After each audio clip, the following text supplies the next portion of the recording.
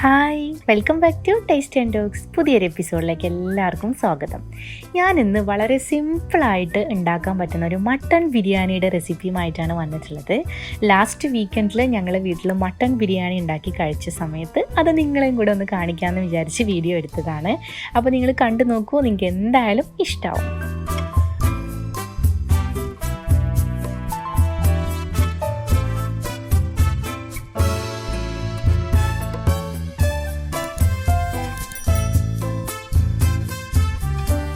ബിരിയാണി വെക്കാൻ ആവശ്യമായ മട്ടൺ വാങ്ങിക്കുന്നതിന് വേണ്ടിയിട്ട് ഞങ്ങളിതാ മാർക്കറ്റിൽ വന്നിരിക്കുകയാണ് രാവിലെ തന്നെ. ഇത് ഷാർജയിലുള്ള സൂക്കുൽ ജുബൈൽ എന്ന് പറയുന്ന മാർക്കറ്റാണ്. ഇവിടെ ഫിഷ്, മീറ്റ്, വെജിറ്റബിൾ, ഫ്രൂട്ട്സ് എല്ലാം ഇതിനകത്ത് അവൈലബിൾ ആണ്. അപ്പോൾ മട്ടൺ ബിരിയാണി എന്ന് പറയുമ്പോൾ വെറും ബിരിയാണിയല്ല, മട്ടൺ ലെഗ് ബിരിയാണിയാണ് നമ്മളിപ്പോൾ ഇന്ന് ഉണ്ടാക്കാൻ പോകുന്നത്. അപ്പോൾ നല്ല ഫ്രഷ് ആയിട്ടുള്ള മട്ടൻ്റെ ലെഗ് നമ്മളിവിടുന്ന് തൂക്കി വാങ്ങിക്കുന്ന കാഴ്ചയാണ് ഇപ്പോൾ നിങ്ങൾ കാണുന്നത്. ഇനി ബിരിയാണിയിലേക്ക് ആവശ്യമായ 1-2 വെജിറ്റബിൾസും കൂടെ വാങ്ങിക്കാനുണ്ടായിരുന്നു. അപ്പോൾ ഇവിടുത്തെ വെജിറ്റബിൾ മാർക്കറ്റിൽ കയറി നമ്മൾ അതും കൂടെ വാങ്ങിച്ചു. ഇനി വീട്ടിൽ പോയിട്ട് നമുക്ക് നല്ല അടിപൊളി മട്ടൻ ബിരിയാണി തയ്യാറാക്കാം.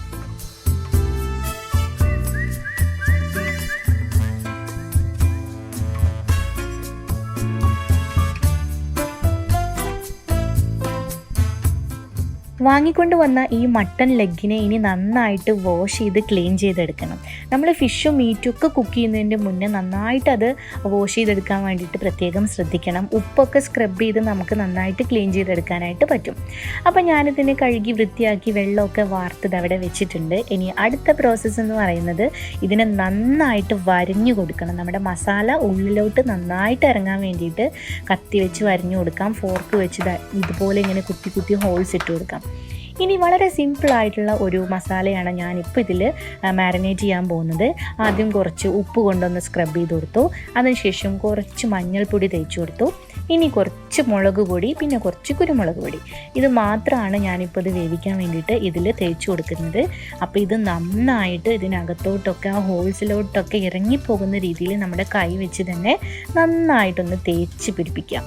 അതിനുശേഷം അരമണിക്കൂറെങ്കിലും നിങ്ങളിതിനൊന്ന് മാറ്റി വയ്ക്കുക. ഇതൊന്ന് നന്നായിട്ട് മാരിനേറ്റായി മസാലയൊക്കെ ഉള്ളിലേക്ക് ഇറങ്ങി പോകുന്നതിന് വേണ്ടിയിട്ടാണ് അങ്ങനെ ചെയ്യുന്നത്. അപ്പോൾ അരമണിക്കൂർ മാറ്റി വെച്ചതിന് ശേഷം ഞാനിതാ ഒരു വലിയ ചെമ്പിലൊരു 1/4 ഭാഗം വെള്ളം വെച്ചിട്ട് ആ വെള്ളം നന്നായിട്ട് തിളച്ച് വരുമ്പോൾ ആ വെള്ളത്തിലേക്ക് നമ്മുടെ ഈ മട്ടൺ ലെഗ് ഇട്ട് പുഴുങ്ങിയെടുക്കുകയാണ്. അപ്പോൾ തിളക്കുന്ന വെള്ളത്തിലേക്ക് ഞാനിപ്പോൾ ഇട്ട് കൊടുത്തത് പട്ട, ഗ്രാമ്പു, ഏലക്ക, പിന്നെ കുറച്ച് ചെറുനാരങ്ങ നീര്, ആവശ്യത്തിന് ഉപ്പ്, ഇതെല്ലാം കൂടെ ഇട്ട ഈ തിളച്ച വെള്ളത്തിലോട്ട് നമ്മൾ ഈ മട്ടൺ ലെഗ് അങ്ങ് ഇറക്കി വെക്കാൻ പോവാണ്. എന്നിട്ട് അടച്ച് വെച്ച് അങ്ങ് വേവിക്കുക. അപ്പം ഈ ഒരു മട്ടൺ ആയതുകൊണ്ട് തന്നെ ഇതിൻ്റെ കുക്കിംഗ് ടൈം എന്ന് പറയുന്നത് കുറച്ച് കൂടുതലായിരിക്കും. നമ്മൾ ചിക്കനും ബീഫൊക്കെ ഉണ്ടാക്കുന്നതിൽ നിന്നും കുറച്ച് കൂടുതലായിരിക്കും. അപ്പോൾ ഇതിൻ്റെ കറക്റ്റ് ടൈം എത്ര എടുത്തു എന്ന് ഞാൻ പറഞ്ഞു തരാം. അപ്പോൾ ഇതാ ഏകദേശം നന്നായിട്ട് തിളച്ച് വരുന്നുണ്ട്. ആദ്യത്തെ 10 മിനിറ്റ് ഞാൻ ഹൈ ഫ്ലെയിമിലാണ് ഇട്ടത്. പിന്നത്തെ ബാക്കി സമയം മുഴുവൻ ഞാൻ ലോ ഫ്ലെയിമിലാണ് ഇട്ടത്. ഏകദേശം ഇത് നന്നായിട്ട് വെന്ത് വരാനായിട്ട് 1 മണിക്കൂറും 10 മിനിറ്റുമാണ് എനിക്കിവിടെ ടൈം എടുത്തത്. അപ്പോൾ മട്ടൺ നന്നായിട്ട് വെന്ത് വന്നിട്ടുണ്ട്. നമുക്കിനി അതിനെ അങ്ങോട്ട് മാറ്റി വെച്ചിട്ട് ബിരിയാണിയുടെ റൈസ് ഉണ്ടാക്കുന്നതിന് വേണ്ടിയിട്ടുള്ള പ്രോസസ്സിലോട്ട് കിടക്കാം. ഞാനിവിടെ 240 ml ഗ്ലാസ്സിന് 2 ഗ്ലാസ് അരിയാണ് എടുക്കുന്നത്. ഞങ്ങൾ 4 പേർക്ക് കഴിക്കാൻ ഇത് കറക്റ്റായിരിക്കും.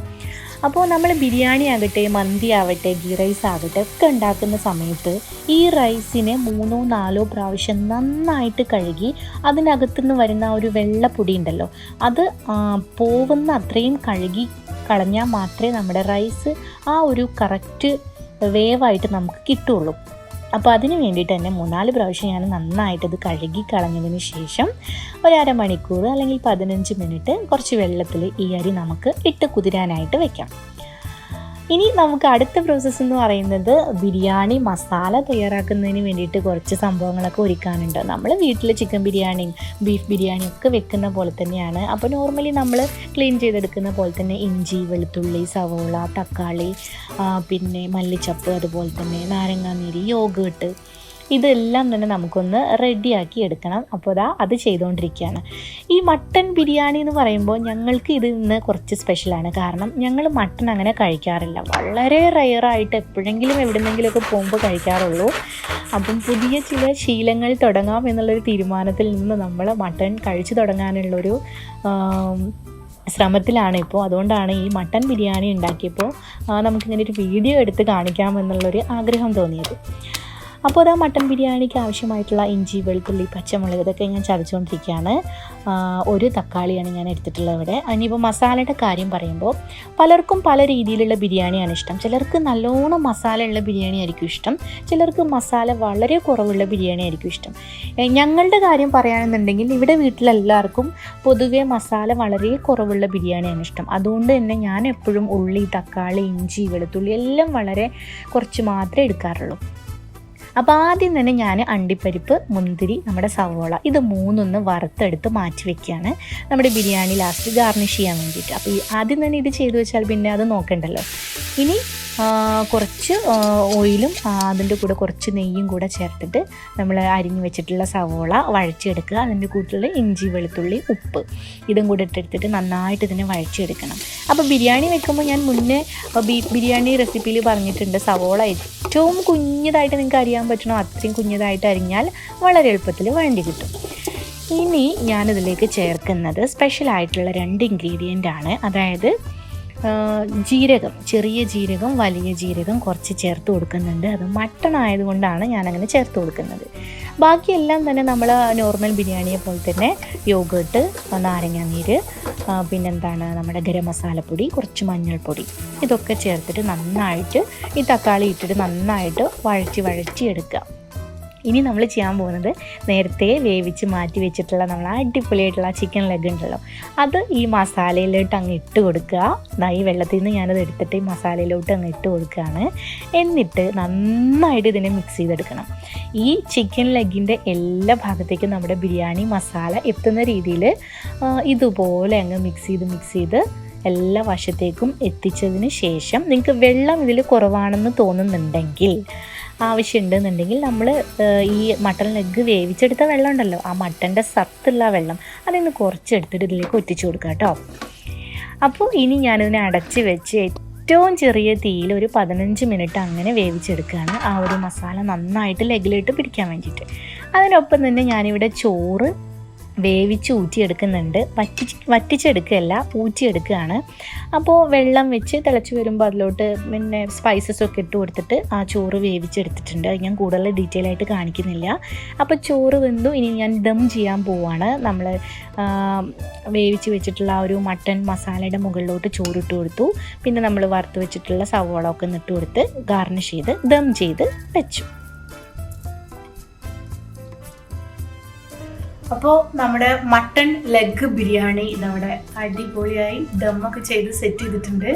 ഇനിയിപ്പോൾ നമ്മളിത് ഓപ്പൺ ചെയ്തിട്ട് കഴിക്കാൻ പോവാണ്. ഇതിനകത്ത് ഇതിൻ്റെ അവസ്ഥ എന്താ നമുക്ക് തുറന്നു നോക്കാം. നല്ല അടിപൊളി സ്മെൽ.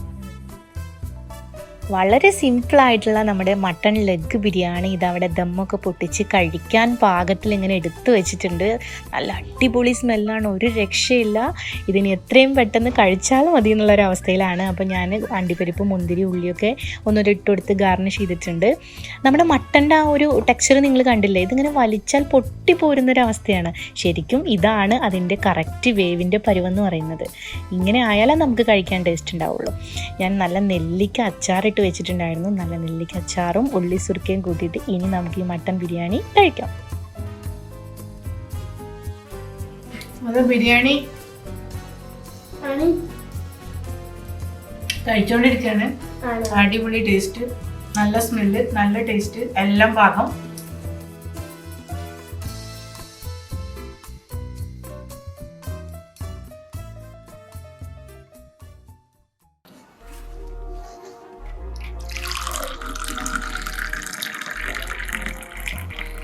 ബിരിയാണിയൊക്കെ കഴിച്ച് ഞങ്ങളൊക്കെ ഒന്ന് റെസ്റ്റ് എടുത്ത് ഇതാ കട്ടൻ ചായ കുടിച്ചുകൊണ്ടിരിക്കുകയാണ്. ഇന്ന് ചായയുടെ കൂടെ കുറച്ച് സ്പെഷ്യൽ ഐറ്റംസ് കൂടി ഇരിക്കുന്നുണ്ട്, നിങ്ങൾക്ക് കാണാൻ പറ്റും. ചക്ക വറുത്തതുണ്ട്, കപ്പ ചിപ്സ് ഉണ്ട്, മിക്സ്ചർ ഉണ്ട്, ചിപ്സ് ഉണ്ട്.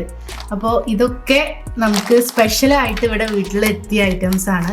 ഇതൊക്കെ ഒരുപാട് കാലങ്ങൾക്ക് ശേഷം, കുറേ മാസങ്ങൾക്ക് ശേഷം വീട്ടിൽ നിന്ന് ഉമ്മ കൊടുത്തു വിട്ടതാണ് ഈ ഐറ്റംസൊക്കെ. ഉമ്മയുടെ കൈകൊണ്ട് ഉമ്മ ഉണ്ടാക്കിയ ചക്കപ്പൊരിയാണ്. ഇതൊക്കെ ഇങ്ങനെ കഴിക്കുമ്പോൾ സത്യം പറഞ്ഞാൽ നിങ്ങളെല്ലാവരും ഒരുപാട് മിസ് ചെയ്യുന്നുണ്ട്.